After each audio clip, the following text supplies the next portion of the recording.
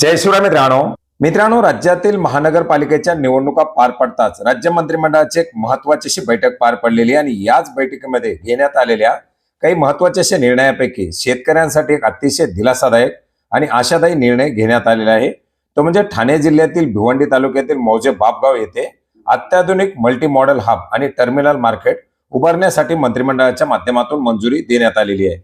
मित्रांनो, शेतमाल असेल, भाजीपाला असेल, फळभाज्या असतील, फळं असतील यांच्या निर्यातीला चालना देण्यासाठी हा एक अतिशय महत्त्वाचा असा निर्णय आहे।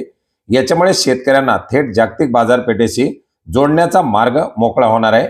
मित्रांनो, या बैठकीमध्ये सुमारे 7 हेक्टर जमीन ही राज्य कृषी पणन महामंडळाला उपलब्ध करून दिली जाणार आहे। ही वर्ग 2 जमीन विनामूल्य देण्यात येणार असून जागतिक बँक आणि महाराष्ट्र शासन यांच्या संयुक्त विद्यमाने हा प्रकल्प राबवण्यात येणार आहे। स्मार्ट अर्थात बाळासाहेब ठाकरे कृषी व्यवसाय आणि ग्रामीण परिवर्तन या प्रकल्पाच्या अंतर्गत हा मल्टी मॉडेल हब आणि टर्मिनल मार्केट उभारला जाणार आहे। याच्यासाठी तब्बल 98,66,00,000 रुपयाचा निधी देखील या मंत्रिमंडळाच्या बैठकीमध्ये देण्यासाठी मंजुरी देण्यात आलेली आहे। शेतमालाच्या निर्यातीसाठी आवश्यक असलेला हा हब अत्याधुनिक सुविधा उपलब्ध करून देण्यात येणार आहे।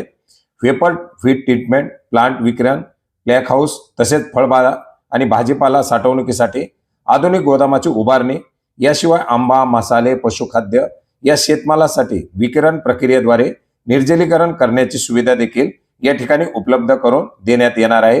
आणि मित्रांनो, याच्याचमुळे आपण जर पाहिलं तर 1 लाख टन शेतमाल या ठिकाणी साठवणूक करण्याची क्षमता उभारणी केली जाणार आहे।